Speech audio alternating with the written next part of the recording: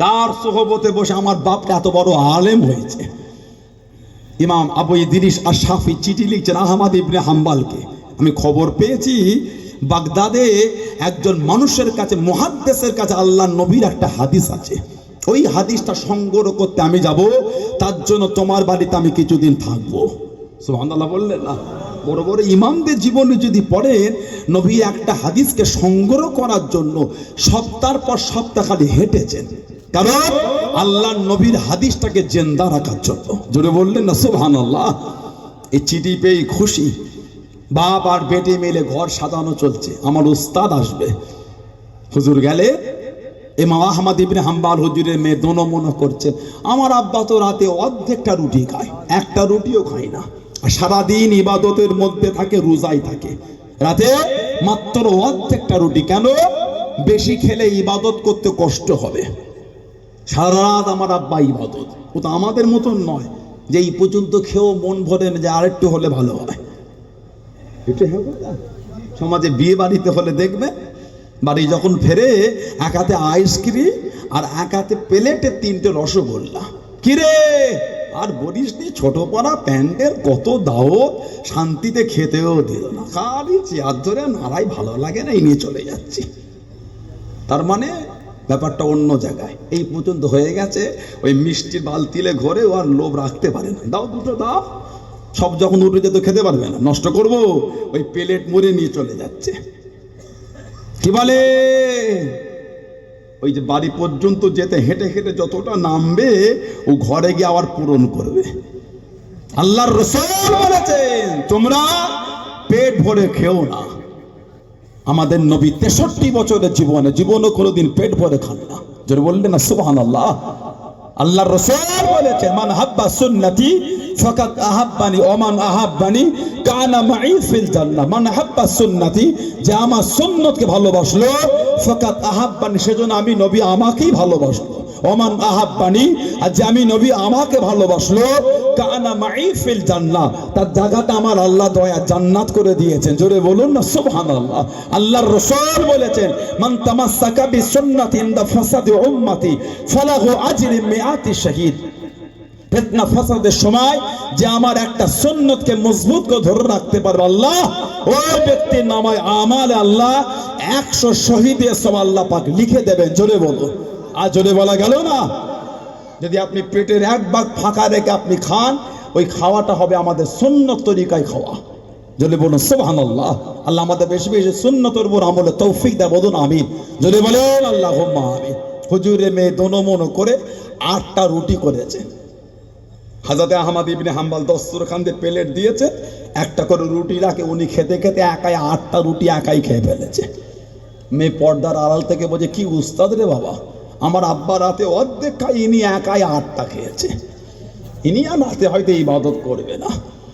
ওই যে এসা পরে ঘরে ঢুকেছে, সারা রাত রুমের মধ্যে, না তাহাজ্জুদ না কিছু। ফজরের আজান, আহমদ ইবনে হাম্বাল ডেকেছে, ঘর থেকে বার হয়ে চলে গেছে, উজুও করে না। মেয়ে বলছে কি উস্তাদ রে বাবা, সারা রাত ঘুমিয়েছে, উজুও করে না। ফজর পরে এসে ইমাম আহমদ ইবনে হাম্বাল বসে চাষ করবেন, কোরআন শরীফ তেলাওয়াত, উনি আবার রুমের মধ্যে ঢুকে গেলেন। কয়েকদিন থাকলে বাড়ি যাবে। আহমদ ইবনে হাম্বাল বলে হুজুর কদিন ছিলেন, কি যে বেয়াদবি করে ফেললাম। ইমামের শাফি খুশিতে কেঁদে ফেলেছেন, তোমার বাড়িতে কদিন থেকে মনটা খুব খুশি, আমি তো এত খাই না, তুমি তো আমার সোহবতে বড় হয়েছো, আমি তোমার উপর বিশ্বাসটা রাখি, তুমি আমাকে হারাম লোকমা খাওয়াবে না। তুমি যখন আমার পাতে খাবার রাখছিলে, আল্লাহ পাক আমাকে দেখালে খাবার থেকে যেন নূর বার হচ্ছে। আমি খাবার মনে করে নাই, নূর মনে করে খেয়ে নিয়েছি।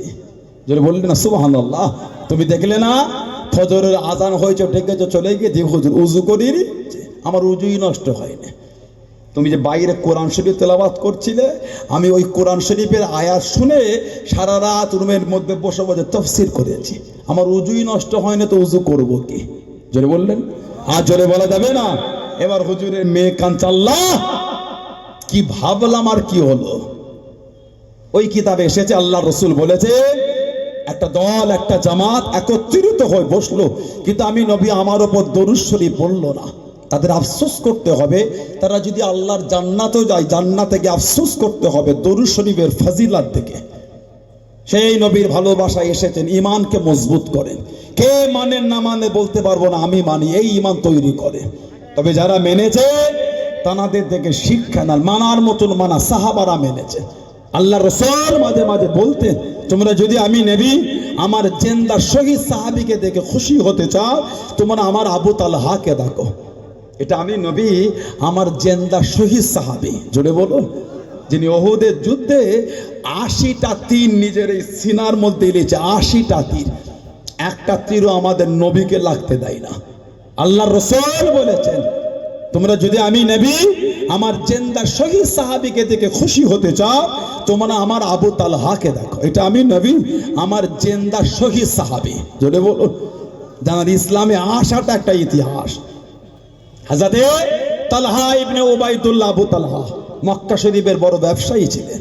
হুজুর আমার ব্যবসার জন্য বার হয়ে গেলেন, হুজুর আমার ব্যবসার জন্য রওনা হয়ে গেলেন, হুজুর আমার ব্যবসার জন্য চলে গেলেন। আল্লাহ রাসূলের সাহাবী হযরতে আবু তালহা রাদিয়াল্লাহু তাআলা আনহু কিনা বেচায় মুক্ত আছেন, কিনা বেচায় ডুবে আছেন। ও যুবকে, ও আমার মনোবিভাব জানলাম, হঠাৎ করে কে যেন ডাক দিয়ে দিল, হঠাৎ করে কে যেন ডেকে নিল। ও ব্যবসায়ীরা, তোমাদের মধ্যে কি মক্কা শরীফে মানুষ কেউ আছো? মক্কা শরীফের ব্যক্তি কেউ আছো? মক্কা শরীফের মানুষ কেউ আছো? হযরতে আবু তালহা রাদিয়াল্লাহু তাআলা আনহু টুকটুক করে কাছে চলে গেলেন। আমি হলাম মক্কা শরীফের মানুষ। তিনি জিজ্ঞাসা করলেন, ও বাবা যুবক, তুমি কি বলতে পারো তোমাদের মক্কা শরীফে আমাদের আবির্ভাবটা কি ঘটেছে বাবা? আমাদের প্রকাশটা কি ঘটেছে বাবা? তিনি জিজ্ঞাসা করলেন, এই আহমদটা বারকে আমি তানাকে চিনি না, আমি তানাকে জানি না। তিনি জানিয়ে দিলেন, ও বাবা যুবক, উনি অন্য কেউ নয়, উনি হলেন আখিরি নবী, শেষ নবী হযরতে আহমদ সাল্লাল্লাহু আলাইহি ওয়াসাল্লাম। এই মাসেতে জাহির হবার কথা, এই মাসেতে প্রকাশ হবার কথা। ও বাবা যুবক, তানার কাছে পৌঁছাতে জানো, অন্যদের থেকে তুমি পিছিয়ে না পড়ো, অন্যদের থেকে পিছিয়ে তুমি না পড়ো। হযরতে আবু তালহা কাউকে কিছু বললেন না, কিনা বেচা বন্ধ করে দিলেন, কিনা বেচা বন্ধ করে দিয়ে ঘোড়া পিঠে চেপে গেলেন, টুকটুক করে রওনা হয়ে গেলেন, বাড়িতে পৌঁছে গেলেন, মক্কা শরীফে চলে গেলেন। বাড়িতে জিজ্ঞাসা করলেন, আমি চলে যাবার পরে নতুন কিছু কি ঘটেছে, নতুন কিছু কি হয়েছে? বাড়িতে জানিয়ে দিলেন, আব্দুল্লাহ বাদা মুহাম্মদ সাল্লাল্লাহু আলাইহি ওয়াসাল্লাম নিজেকে নবী বলে দাবি করেন, নিজেকে নবী বলে দাবি করেন। ইতিমধ্যে হযরত আবু বকর সিদ্দিক রাদিয়াল্লাহু তাআলা আনহু তানার কাছে মুসলমান হয়ে গিয়েছে। জোরে বলুন সুবহান, আর একটু জোরে বলুন সুবহান। বাড়িতে গিয়ে জিজ্ঞাসা করতে নতুন কিছু হয়েছে? ওই আব্দুল্লাহর বেটা মুহাম্মদ সাল্লাল্লাহু আলাইহি ওয়াসাল্লাম নিজেকে নবী বলে দাবি করছে। আমাদের নবীর একটা নাম হলো আহমদ সাল্লাল্লাহু আলাইহি ওয়াসাল্লাম। হযরতে নবী ঈসা আলাইহিস সালাম, আমার নবীর আসার আগে উনি ভবিষ্যৎবাণী করে দিলেন যে ঈসা আলাইহিস সালামকে আল্লাহ বিনা বাপে পাঠিয়েছেন। ঈসা রূহুল্লাহ, আল্লাহ মুজিজা অলৌকিক দিয়ে দিলেন। কুষ্ঠরোগী প্যারালাইসিস মানুষ, হুজুর গিয়ে হাত বুলালে কুষ্ঠরোগী প্যারালাইসিস মানুষটা ভালো হয়ে যেত। বললেন না সুবহানাল্লাহ? কাদার মাটির পাখি, হুজুর গিয়ে কাদার পাখিটাকে বললে আল্লাহর হুকুমে জিন্দা হয়ে উড়ে যেত। জোরে বলো সুবহানাল্লাহ। মুর্দা কবরের কাছে গিয়ে বলতেন কুম বিইজনিল্লাহ, কুম বিইজনিল্লাহ, বলার সঙ্গে সঙ্গে মুর্দা জিন্দা হয়ে যেত। ২৫০০ বছর, ২৫০০ বছর পরে হযরতে নবী নূহ আলাইহিস সালামের ছেলে হযরতে শাম, হযরতে শামের কবরের কাছে ২৫০০ বছর পরে দাঁড়িয়ে হযরতে নবী ঈসা আলাইহিস সালাম বলে দিয়া শাম ইবনে নূহ কুম বিইজনিল্লাহ, বলার সঙ্গে সঙ্গে নূহ আলাইহিস সালামের ছেলে হযরতে শাম ২৫০০ বছর পরে জিন্দা হয়ে গিয়েছিল। জোরে বলো সুবহানাল্লাহ। ঈসা রূহুল্লাহ ভবিষ্যৎবাণী করে দিলেন, আমার পরে নবী হবে ইসমহু আহমদ, জানার নাম হবে হযরতে আহমদ সাল্লাল্লাহু আলাইহি ওয়াসাল্লাম। উনি নিজেকে নবী বলে দাবি করছে, আর ইতিমধ্যে আবু বকর সিদ্দিক ওনার কাছে গিয়ে মুসলমান হয়ে গেছে, কাউকে কিছু বললেন না। তালহা ইবনে উবাইদুল্লাহ, একটা কিতাব আছে আল্লামা ইবনে হাজার আসকালানি রহমাতুল্লাহ লিখেছেন, আল ইসাবা ফি তামহিজিস সাহাবা। একটা কিতাব সাহাবাদের জীবনী, উসদুল গাবা বলে কিতাব, সাহাবাদের একটা জীবনী কিতাব আছে, সুআর মিন হায়াতিস সাহাবা, তৎসহ আরো অনেক কিতাব এসেছে। টুকটুক টুকটুক করে সিদ্দিক আকবরের কাছে গেলেন, সমস্ত কথা শুনলেন ওনার মুসলমান হওয়ার ব্যাপারে, নিজের সাথে ঘটে যাওয়া সমস্ত কথাটা বললেন। আবু বকর সিদ্দিক রাদিয়াল্লাহু তাআলা ওনাকে সাথে করে নিয়ে আল্লাহর নবীর কাছে চলে গেলেন। চলে বলুন না সুবহানাল্লাহ। আল্লাহর নবীর বৈঠকে বসলেন, অনেকক্ষণ নবীর কাছে বসে আল্লাহর নবীর নূরের হাতটা ধরে ইমানের কলেমা পড়ে মুসলমান হয়ে গেলেন। চলে বলুন সুবহানাল্লাহ। 4 নম্বরে মুসলমান তালহা ইবনে উবাইদুল্লাহ, 4 নম্বরে মুসলমান। কিতাব এসেছে জানার দুটো হাতকে একসাথে বেঁধে ওই দড়িটাকে গলার সাথে বেঁধে সাফা মারওয়া পাহাড়ের পাশ থেকে টেনে টেনে নিয়ে যাচ্ছে। ওহ, পিঠেতে ধাক্কা দেয় আর একটা লাঠি খেলে ওনার মাথাতে আঘাত করা হচ্ছে। লোকে জিজ্ঞাসা করে এই যুবকটার অন্যায়টা কি? জবাব দিচ্ছে বাগদাদ ধর্ম ছেড়ে ইসলাম ধর্ম কবুল করেছেন। সাহাবাদের জীবনী যদি পড়েন, আল্লাহু আকবার, নিজের অজান্তে নিজের চোখ থেকে যে কখন পানি পড়বে নিজে বুঝতে পারবেন না। সাহাবাদের জীবনী যদি পড়ে নিজের চোখ থেকে যে কখন পানি টপকাবে নিজে বুঝতে পারবেন না। আমার নবীর একটা সাহাবিয়া ছিলেন মহিলা, হযরতে জুনাইরা রাদিয়াল্লাহু তাআলা আনহা। হযরতে জুনাইরা রাদিয়াল্লাহু তাআলা আনহা আবু জেহেলের খাদেমা ছিল। আবু জেহেল, হযরতে জুনাইরা মুসলমান হয়ে গেলেন রাদিয়াল্লাহু তাআলা আনহা। আবু জেহেল হযরতে জুনাইরাকে প্রহার করছে, মারছে, মেরে মেরে মেরে মেরে পারলো না। কিতাব এসেছে রাস্তা থেকে দেখলেন হেঁটে হেঁটে যাচ্ছেন হযরতে ওমরে ফারুক রাদিয়াল্লাহু তাআলা আনহু, ইসলাম জাহানের 2 নম্বর খলিফা, গোটা পৃথিবীর অর্ধেকটা যিনি শাসন চালিয়েছেন। জোরে বললেন না? আর একটু জোরে বলা গেল না? মদিনা শরীফের বাইরে লাভা বার হয়েছে। লাভা আমরা জিওগ্রাফিতে পড়েছি, আমরা মালভূমি, সমভূমি, অগ্নিয়গিরি, লাভা ভূগোলে আছে, গলি লাইট টেস্ট আছে, জিওগ্রাফি। লাভা জমিন ফেটে আগুন বার হয়, আগুন পানির মতন তরল পদার্থের মতন গড়াতে থাকে। মদিনা শরীফের বাইরে লাভা বার হয়েছে, লাভা। ফারুকে আজমের কাছে খবর, হুজুর লাভা বার হয়ে মদিনা শরীফের দিকে আসছে। হুজুর এই নিজের জামাটা দিয়ে দিলেন। কিতাব এসেছে যে জামাটা পরতে 16 থেকে 17 জায়গায় খালি তালি দিয়া থাকতো। যেটা বললেন না, গোটা পৃথিবীর অর্ধেকটা শাসন চালাচ্ছেন খলিফাতুল মুসলিমিন হযরত ওমর রাদিয়াল্লাহু তাআলা। আল্লাহর রাসূল বলেছেন, লাউ কানা নবিয়্যুন বা'দি লাকানা ওমর, আমি নবী, আমার পরে কেউ যদি নবী হতো, আল্লাহ আমার ওমর ফারুক আল্লাহ নবী বানাতেন। জোরে বলুন না সুবহানাল্লাহ। তারপরেই নবী বলেছে, আনা খাতাবান নবিয়্যিন লা নবিয়্যা বা'দি বা লা বা'দি নবিয়্যা, আমি গোলাম শেষ নবী, আমার পরে নবী হবে না। যদি নবী আল্লাহ করতেন, আল্লাহ আমার ওমর ফারুককে নবী বানাতেন। জোরে বলুন সুবহানাল্লাহ। গোটা পৃথিবীর অর্ধেক শাসন চালাচ্ছেন, জামা পরতেন 16 থেকে 17 জায়গায় তালি। আমাদের সমাজে তালি দিয়া জামা পরে অনেকে, কথা বলেন না, যুবক যুবক ছেলে। ও আমাদের সমাজের যুবকগুলো এত সুন্নতের আমল, 10-12 জায়গায় ছেঁড়া ওই জামা পরে ঘুরছে। ঈদের দিনও ছেঁড়া জামা বাদ দিচ্ছে না। লেবুখালী এলাকায় আছেন, কথা বলে না, কে বললো নাই, ক্যানিং বাজারে পাওয়া যাচ্ছে না ছেঁড়া জামা। কিরে ধনী লোকের বেটা, তোর বাপ ঈদের দিনে নতুন জামা দেয় না, ছেঁড়া পরে ঘুরছিস? ও চাচা নতুন গো, শুকে দেখো কপ্পরের খসু বেড়েছে, ছেঁড়া কেন? এটাই চলছে এলাকায়, পড়েছে ছেলেগুলো যে এখানটা কাটা, এখানে কাটা, এখানে ছেঁড়া, প্যান্টের এখানটাই নাই, ডিলেট। এখন সুন্নত রেডি, প্যাকিং খুলে গায়ে দিলে সুন্নতে সওয়াব তাড়াতাড়ি লেখা হচ্ছে, লা হাওলা ওয়ালা কুওয়াতা ইল্লা বিল্লাহ। ওই জামাটা কিনে পরা হলো গুনাহ। জামা পোশাক ব্যবহার করতে করতে ছিঁড়ে গেল, ওটাকে তালি দিয়ে তাপ্পি দিয়ে সেলাই করে পরা হলো সুন্নাত। সুবহানাল্লাহ বলবেন না?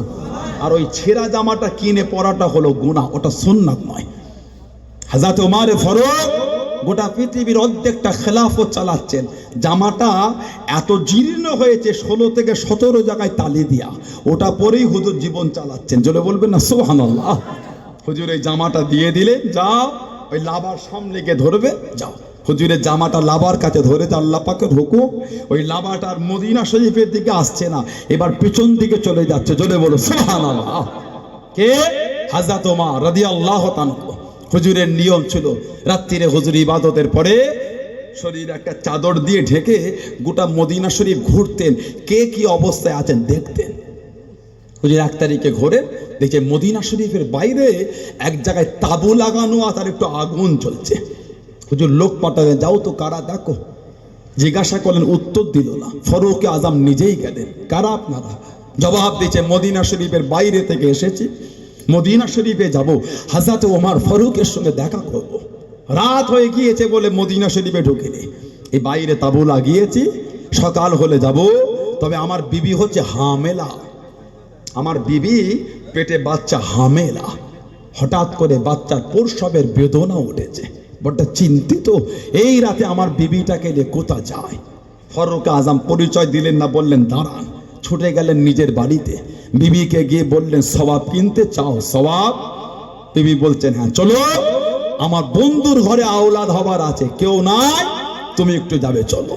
ফারুক আজম নিজের বিবিকে নিয়ে মরুভূমির ওপর থেকে চলে গেলেন, বিবিকে পাঠিয়ে দিলেন তাঁবুর মধ্যে। হুজুর বাইরে, কিতাবে এসেছে লোকটা বলছে, আমি হযরত ওমর ফারুককে চাকরের মতন খাটাচ্ছি, ওই চুলাতে ঘি বসিয়ে আগুন দিচ্ছে। ফারুক আজম ফু দিয়ে দিয়ে গোটা শরীরটা ঘেমে গেছে, একবারও না বলেনি। আল্লাহ আমার বাড়িতে পুত্র সন্তান আওলাদ যখন দিয়েছে, ভেতর থেকে আওয়াজ এসে গেল, এই খলিফাতুল মুসলিমিন, আল্লাহ পাক আপনার বন্ধুর ঘরে পুত্র সন্তান দিয়েছে। মানুষটা বলতে, যেই শুনেছি খলিফাতুল মুসলিমিন, আমি এত ছুটেছি আমার মাথার পাগড়ি খুলে গেছে। সেই দূরে গিয়ে বলছে, আপনি খলিফা? আপনি ওমর? যে ওমরের নাম শুনলে কাইসার রোম কাঁপে, আপনি ওমর? হুজুর বলছে, হ্যাঁ আমি ওমর। তাহলে এর আগে তো বলেন আপনাকে এত কষ্ট দিয়েছি। লোকটা ভয়ে কাঁপছে, আপনি ওমর যার নাম শুনলে কাইসার রোম কাঁপে? হযরত ফারুক আজম হেসে হেসে জবাব দিচ্ছেন, তুমি জানো না এটা মদিনা শরীফ রাসূলুল্লাহর শহর, এখানে আমিরের থেকে গরিবের ইজ্জতটা বেশি দেওয়া হয়। আর জোরে বলা যাবে না, আর জোরে বলা যাবে না। সেই ওমর রাদিয়াল্লাহু তাআলা হুজুর মেরেছেন হযরত জুনাইরাকে। কিতাবে এসেছে, এই আবু জেহেলের হাতে একটা ভারী জিনিস ছিল, ওটা নিয়ে হযরত জুনাইরার মাথায় মেরে দিল। ওহ, হযরত জুনাইরার এই চোখ দুটো বার হয়ে গেছিল। কাফের আবু জেহেল বলেছে, ডাক তোর আল্লাহকে দেখি, তোর আল্লাহর কত ক্ষমতা, তোর চোখ দুটোকে ভালো করে দেখি। বলেন না নাউজুবিল্লাহ। হযরত জুনাইরা কান্না শুরু করে দিলেন। ও জুনাইরা, ও আমার মুরব্বি বাবা, আল্লাহ রাসূলের সাহাবী হযরত জুনাইরা রাদিয়াল্লাহু তাআলা আনহু কেঁদে কেঁদে দোয়া চাইতে লাগলেন, ও রব্বি আল্লাহ, আমি জুনাইরা, এরা আমাকে কষ্ট দিয়ে দে, এরা আমাকে মেরে দে, আমি জুনাইরার কোনো দুঃখ নাই, আমি জুনাইরার কোনো কষ্ট নাই, আমি জুনাইরার কোনো দুঃখ নাই। ও রব্বি আল্লাহ, আমি জুনাইরা, এরা আমাকে এত মার মেরে দে, আমার চোখ দুটো বার হয়ে গিয়েছে, আমি জুনাইরার কোনো দুঃখ নাই, আমি জুনাইরার কোনো কষ্ট নাই, আমি জুনাইরা এই চোখ দুটোকে আপনার কানে ফেরত চাইতাম না, আমি জুনাইরা এই চোখ দুটোকে আপনার কানে ফেরত নিতাম না। ও রব্বি আল্লাহ, আমি জুনাইরা, এরা আমাকে জানিয়ে দিয়ে দে, ডাক্তার আল্লাহকে, তোর আল্লাহর কত ক্ষমতা, তোর আল্লাহর কত শক্তি, তোর চোখ দুটোকে ফিরিয়ে দেবে, তোর চোখ দুটোকে ভালো করে দেবে। ও রব্বি আল্লাহ, আমি জুনাইরা, আমার চোখ দুটোকে ভালো করে দিন, আমার চোখ দুটোকে ফিরিয়ে দিন। আমি জুনাইরা আপনার কাছে চোখ দুটো ফেরত চাইতাম না, আপনার কাছে চোখ দুটো চাইতাম না। এ আপনার ক্ষমতার কথা বলে দে, এ আপনার শক্তির কথা বলে দে। আল্লাহ পাক, আপনি আমার চোখ দুটোকে ফিরিয়ে দিন, আপনি আমার চোখ দুটোকে ভালো করে দিন। ও যুবক, ও আমার মুরব্বি বাপ, মায়েরা, বোনেরা, মহিলা আল্লাহ পাকের হুকুমে আল্লাহ রাসূল সাহাবিয়া হযরত জুনায়রা রাদিয়াল্লাহু তাআলা আনহার চোখ দুটো ভালো হয়ে গেল।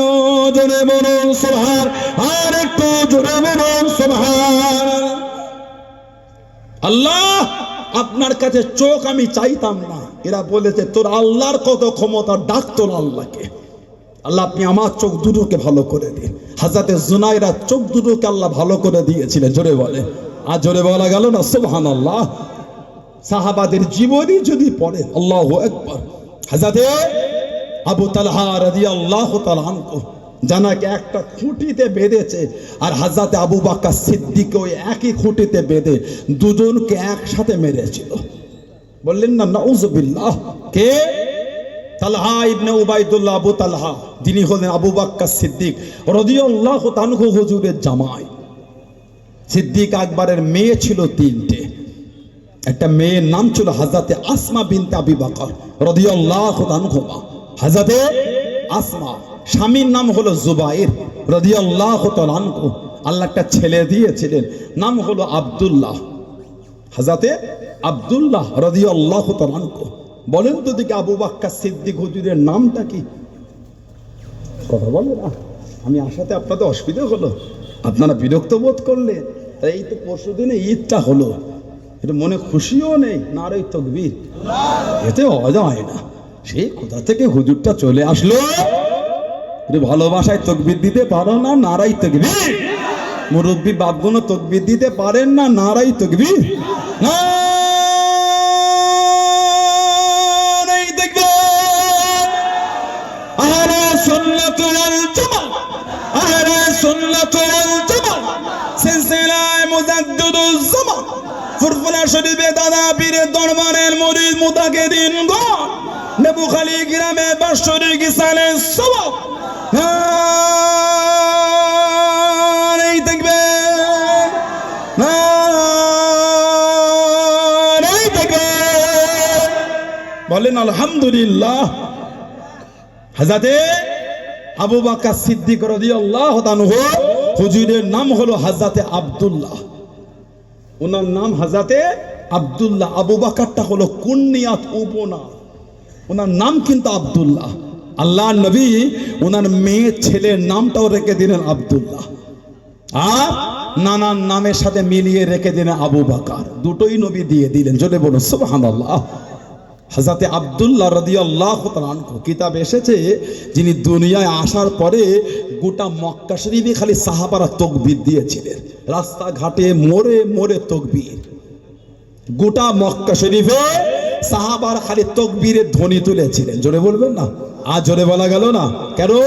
মক্কার কাফের বেদুইনগুলো জানিয়ে দিয়েছিল, ও যুবকের, ও আমার মুরব্বি বাবারা, মক্কা বেঈমানেরা জানিয়ে দিল, মক্কা কাফেরগুলো শুনিয়ে দিল, তোদের বাড়ির মহিলাদের গর্ভে পুত্র সন্তান হবে না, তোদের বাড়ির মহিলাদের পেটে পুত্র সন্তান হবে না। আমাদের দেবদেবীদের লানত, আমাদের দেবদেবীদের লানত। ও যুবকের, ও আমার মুরব্বি বাবারা, আল্লাহ রাসূল সাহাবিয়া হযরত আসমা রাদিয়াল্লাহু তাআলা আনহা আল্লাহ পাকের হুকুমে পুত্র সন্তান প্রসব করে দিলেন। আল্লাহ নবী সাহাবারা এত খুশি হয়ে গেলেন, এত আনন্দিত হয়ে গেলেন। মক্কা শরীফের অলি গলি রাস্তাঘাটে মোড়ে মোড়ে তাকবীরের ধ্বনি তুলে দিলেন। আল্লাহ নবী সাহাবারা মক্কা কাফেরদের জানিয়ে দিলেন, মক্কা কাফেরদের শুনিয়ে দিলেন, এ মক্কা বেঈমানের দল, তোদের দেবদেবীদের লানত, তোদের দেবদেবীদের লানত আমাদের বাড়ির মহিলাদের কোণে লাগে না, আমাদের বাড়ির মহিলাদের কোণে লাগে না। আল্লাহ রাব্বুল আলামিন আমাদের বাড়ির মহিলাদের গর্ভে পুত্র সন্তান পাঠিয়েছেন। জোরে বলুন সুবহান, আর একটু জোরে বলুন সুবহান। হযরত আবু বকর সিদ্দিক রাদিয়াল্লাহু তাআলা আনহু টুকটুক করে কাঁধে চলে গেলেন, ডান কানে আজান দিলেন, বাম কানে ইকামত দিলেন, ডান কানে আজান দিলেন, বাম কানে ইকামত দিলেন।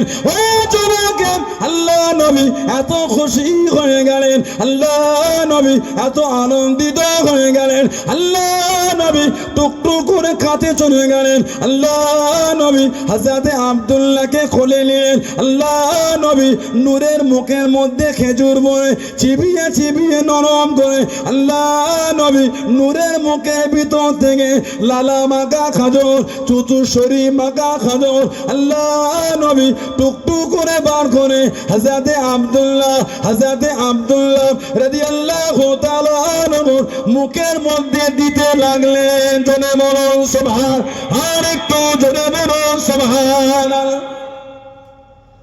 আমাদের সমাজে তাহানিক হয় না, তাহানিক জুম্মার দিন মসজিদের গেটে বাচ্চা ছেলে মেয়েগুলোকে সুন্দর জামা কাপড় পরিয়ে কোলে করে নিয়ে দাঁড়ায়, হাতে পেয়ালা একটু ক্ষীর থাকে, কি চিনি থাকে, কি মধু থাকে, মিষ্টি।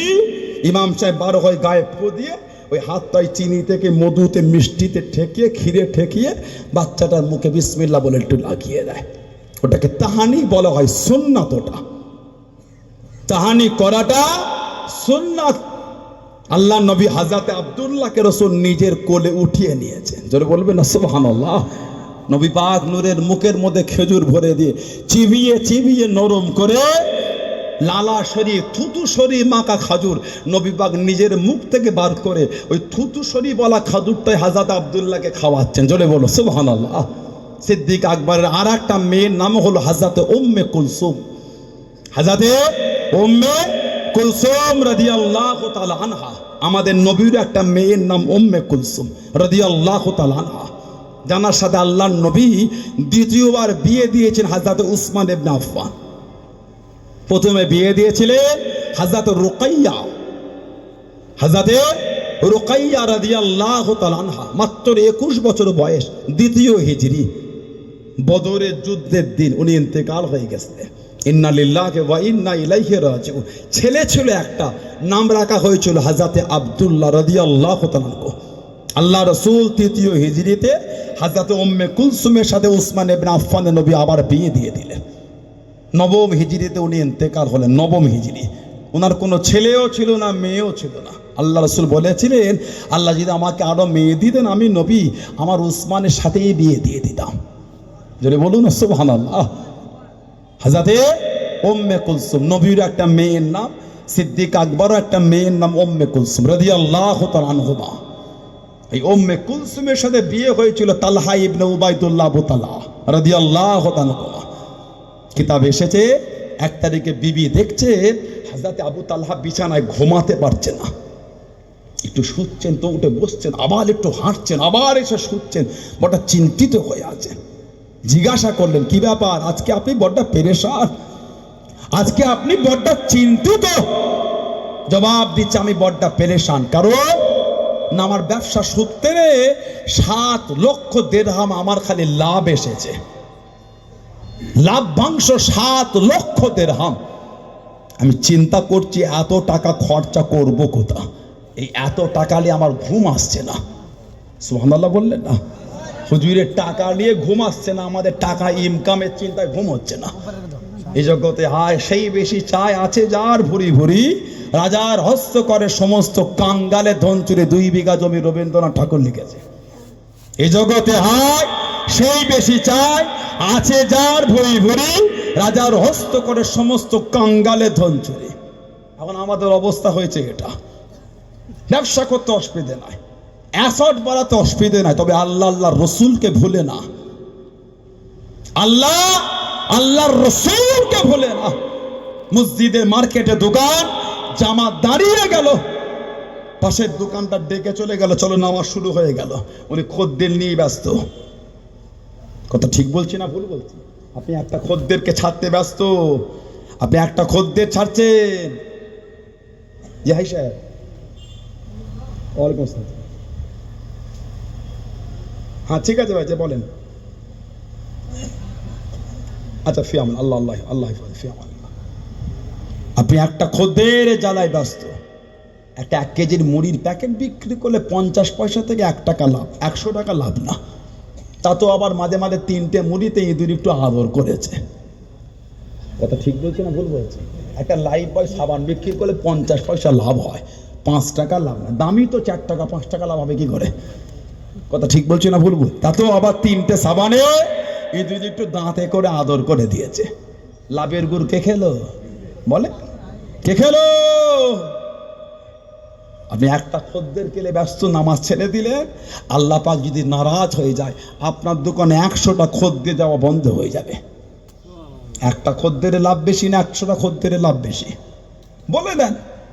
সবর যদি করতে পারো 5টা মিনিট দাঁড়াও, আমি আসরের নামাজটা পড়ে আসি, জামাত দাঁড়িয়ে গেছে, আল্লাহ ডেকেছে আমাকে। যদি সবর না হয়, আরো দোকান আছে অন্য দোকানে নিলাম, আমি দিতে পারলাম না, খুশি হবেন কে বলে? মালে বরকত দেবেন কে? আল্লাহ। জোরে বলবেন না সুবহানাল্লাহ? বলা গেল না? আপনি খদ্দের নিয়ে ব্যস্ত, মসজিদে মার্কেটে দোকান, ইমামের তেলাওয়াত কানে আসছে মাগরিবের নামাজে, তারপরও মন টানে না। আমরা টাকা ইনকামের জন্য পাগল হয়ে গেছি। লা হাওলা ওয়ালা কুওয়াতা ইল্লা বিল্লাহ। আবার আমাদের সমাজ আছে দেখবে, ঈদের দিন কি মাঝে মাঝে কিছু কিছু ছেলে আছে মা বাপের হাতে 500 টাকা 1000 টাকা দেয়, মাইটা রাখো বাপ রাখো। রাত 12টার সময় ঘরে গৃহ যুদ্ধ শুরু হয়ে গেছে, খালি কাঁচের গিলাসগুলো ভাঙার আওয়াজ হচ্ছে। তোমার বড় ভাই দিয়েছে তোমার মাকে টাকা, তোমার ছোট ভাই দিয়ে, তোমার অত দরদ উতলে উঠছে কেন? নাউজুবিল্লাহ বলে, আস্তাগফিরুল্লাহ বললেন না? কত বিয়াদব মেয়ে দেখেছেন। মা বাপকে টাকা দিলে আমাদের সমাজে কিছু মেয়ে আছে স্বামীর সাথে ঝগড়া করে। ঠিক বলছি না ভুল বলছি? সানাউল্লাহ সিদ্দিক আপনাকে হাসাতে আসেনে, ভাববে না হুজুরটা এসে কৌতুক করতে এসে। লা হাওলা ওয়ালা কুওয়াতা ইল্লা বিল্লাহ। সমাজ ধ্বংস হয়ে গেছে। বর্তমান 500 আর 1000 টাকাটা হাতে ধুলো। কি বলছেন আপনি? 1 কেজি খাসির গোশ কিনতে গেলে 800 টাকা নাম লাই। 1 কেজি গরুর গোশ 250 টাকা কেজি। 1000 টাকায় 4 কেজি গরুর গোশ হবে। 1000 টাকায় 1.5 কেজি খাসির গোশও হবে না। সমাজের বাচ্চা বাচ্চা ছেলেগুন পকেটে মাঝে মাঝে 500 টাকার নোট দেখা যায়। ঠিক বলছি না ভুল বলছি? সমাজের মুরব্বী বাপগুলো দাড়ি পেকে গেল, চুল সাদা হলো, জিজ্ঞাসা করে এই বয়সে 5 টাকার কয়েনটা পকেটে থাকবে, ওটা ওনাদের কাছে স্বপ্ন ছিল। মুরব্বী বাপগুলো আছে, জিজ্ঞাসা করে। আমাদের মতন নয়, এর থেকে কম বয়সে ছেলেদের পকেটে মাঝে মাঝে 500 টাকার নোট পাওয়া যায়, মা বাপ ভালোবেসে দিয়েছে ওকে। ওই বয়সে মুরব্বী বাপগুলোর পকেটে 5 টাকার কয়েন থাকবে, ওটা ওই মুরব্বী বাপগুলোর স্বপ্ন ছিল। কি বাপ ঠিক বলছে না ভুল বলছি? 500 1000 এখন হাতে ধুলো। স্বামী বাপ মাকে দিল 500, বউটা জ্বলন হয়েছে, ঝগড়া করছে, লজ্জাও লাগে না? 500 দেখেছো তুমি, প্রয়োজন হলে ছেলে তার কিডনি কেটে মা বাপকে দিয়ে দেবে, ওটা ওর মা, ওটা ওর বাপ। জোরে বলেন না সুবহানাল্লাহ? 500 দেখেছো, লজ্জাও লাগে না? না না, প্রয়োজন হলে ছেড়ে তার নিজের শরীরে ব্লাডের চ্যানেল তৈরি করে, ওই 500 700 1 কেজির কিটে রক্ত নয়, ওই চ্যানেল ডাইরেক্ট মা বাপের শরীরে, যতক্ষণ মা বাপ রক্ত টানবে ছেলে ততক্ষণ নিজের শরীর থেকে রক্ত দেবে, ওটা ওর মা, ওটা ওর বাপ। জোরে বলেন না সুবহানাল্লাহ? 1000 টাকা 500 টাকা 2000 টাকা দিলে স্বামীর সাথে ঝগড়া করছে, লা হাওলা ওয়ালা কুওয়াতা ইল্লা বিল্লাহ। আর দিনে 5 বার মাকে ফোন করছে, মা আগের মতন ভাই আর টাকা পয়সা তোমার হাতে দেয়? কি যে গজবি ফ্যামিলিতে ভাইটার বিয়ে তুমি দিলে, কি যে গজবি মেয়ে ঘরে আনলে। ওই মেয়েটা ভিটেই ঢোকা থেকে শান্তি না। আমি তো আর যাচ্ছি নি ঘরে, শ্বশুরবাড়িতে থাকবো। এনেছো মরো, বউ নিয়ে মরো। দিনে 5 বার মাকে ফোন চলছে, টাকা পয়সা দেয়, আর নিজের স্বামীকে বলে মা বাপের হাতে টাকা দেওয়া যাবে না। দেখেছেন কি গজবি মেয়ে? দেখেছেন? বুঝতে পারছেন না? এগুলো হলো গজবি মেয়ে। কি মেয়ে? এই মেয়ের কথায় যদি চলেন আপনার ঠিকানা জাহান্নাম, বাঁচাবার কারোর ক্ষমতা নাই। আল্লাহ পাক ওই মেয়েগুলোকে আল্লাহ সুবুদ্ধি দান, বলুন আমিন। জোরে বলেন, জোরে বলেন আল্লাহুম্মা আমিন। স্বামীর ইজ্জত বোঝে না। হযরতে নিজামুদ্দিন আউলিয়া রহমাতুল্লাহ, হযরতে নিজামুদ্দিন আউলিয়া রহমাতুল্লাহ, মাজারটা কোথায় বলেন তো? কথা বলে না? দিল্লি। জানার মাজারে ঢুকতে ওই দরজার কাছে একটা কবর আছে, ওটা কার বলেন তো? জানেন আপনারা? ভারতের তুতা পাখি কাকে বলে? ভারতের তুতা পাখি, টিয়া পাখি। তুতা পাখি কাকে বলে? ভারতের পাখি মানে টিয়া পাখি। হ্যাঁ, কাকে বলে? আপনাকে? না না, তোতা পাখি মানে টিয়া পাখি। তোতা পাখি মানে আপনাকে বলে নাকি? না, তো তাই উঠে পড়লাম, আপনাকে বলে হয়তো। ভারতীয় তোতা পাখি কাকে বলে জানেন না? আমির, ভারতের তোতা পাখি বলে আমির খুসরুকে। উনি হলেন নিজামুদ্দিন আউলিয়া রহমাতুল্লাহ আলাইহির প্রধান খাদেম ছিলেন। নিজামুদ্দিন আউলিয়া হুজুরের পীরের নাম ছিল ফরিদউদ্দিন গঞ্জি শাকর রহমাতুল্লাহ। তানার পীর হাজাতে খাজা নিজামুদ্দিন আউলিয়া খাজা কুতুবুদ্দিন বখতিয়ার কাকি রহমাতুল্লাহ। তানার পীর হাজাতে খাজা মাঈনুদ্দিন চিশতি আজমিরি রহমাতুল্লাহ। জোরে বললেন না সুবহানাল্লাহ। দিল্লির বাদশাহ শামসুদ্দিন আলতামাশ রহমাতুল্লাহ খাজা কুতুবুদ্দিন বখতিয়ার কাকি রহমাতুল্লাহর মুরিদ ছিল। কিতাব এসেছে গোটা দিল্লিটা আল্লাহর শরিয়াতের বিধানে পরিচালনা হচ্ছিল। জোরে বলুন না সুবহানাল্লাহ। শামসুদ্দিন আলতামাশ রাজ দরবারে বসে আছে। রাজ দরবারে বাইরে একটা মহিলা চিকবি গিয়ে কান্নার আওয়াজ, আমার সব লুটে নিল, ধ্বংস হয়ে গেল, আর আমাকে নাই না। এই 2 মাসের বাচ্চা সব ধ্বংস হয়ে গেল। 2-3টে রাজদরবার থেকে দরবান বার হয়ে দেখে মেয়ে কাঁদছে। ওকেলে ভিতরে এসে কি হয়েছে না, আমার সব লুটে দিল, ধ্বংস করে, আর আমাকে নাই না, আর আমাকে চিনতে পারে না। কে? মেয়ে জবাব দিচ্ছে, নাম বলবো আপনাদের শোনার ক্ষমতা নাই, আর নাম শুনবেন কেউ কোনো বিচার করবে না। শামসুদ্দিন আলতামাশ রহমাতুল্লাহ রেগে, এই বলো কি নাম? জবাব দিচ্ছে, এই 2 মাসের বাচ্চা হলো আপনার পীর খাজা কুতুবুদ্দিন বখতিয়ার রহমাতুল্লাহ আলাইহির অবৈধ সন্তান। বলেন না নাউজুবিল্লাহ। জোরে বলেন আস্তাগফিরুল্লাহ। গোটা দিল্লির রাজ দরবারটা থমথমে হয়ে গেছে। ওহ, জানা সোহবত হয়ে আমি শামসুদ্দিন, আল্লাহ পাক আমাকে এই মাকাম মিলিয়েছে, আজ আমার পীরের নামে এটা শুনতে হচ্ছে। হে মেয়ে, তুমি কি বলছো জানো? ওই বললাম শোনার ক্ষমতা নাই। সাক্ষী মুনাফেক দাড়ি টুপিওয়ালা দাঁড়িয়ে, হ্যাঁ হ্যাঁ দেখেছি, আমাদের তাহাজ্জুদের বাহানায় পাঠিয়ে এই মহিলার বাড়ির পেছন থেকে ওনাকে ঢুকতে দেখেছি। বলুন নাউজুবিল্লাহ। যদি বললেন না, হাজাতে খাজা কুতুবউদ্দিন বখতিয়ার কাকি খবর পেয়ে গেলেন। ও জমাকের, ও আমার মুরব্বি বাজান, আল্লাহর ওলি হাজাতে খাজা কুতুবউদ্দিন বখতিয়ার কাকি রহমাতুল্লাহ আলাইহি কাঁদতে কাঁদতে চলে গেলেন দিল্লি রাজদরবারে, ঢুকে গেলেন দিল্লি রাজদরবারে, প্রবেশ করে গেলেন। সবাই উঠে দাঁড়িয়ে পড়েন, সবাই উঠে দাঁড়িয়ে পড়েন। ও জমাকের, ও আমার মুরব্বি বাজান, আল্লাহর ওলি হাজাতে খাজা কুতুবউদ্দিন বখতিয়ার কাকি রহমাতুল্লাহ আলাইহি চোখ ভরা পানিলে কেঁদে কেঁদে জানিয়ে দিলেন, বসে যান, আজকে দাঁড়ানো লাগবে না।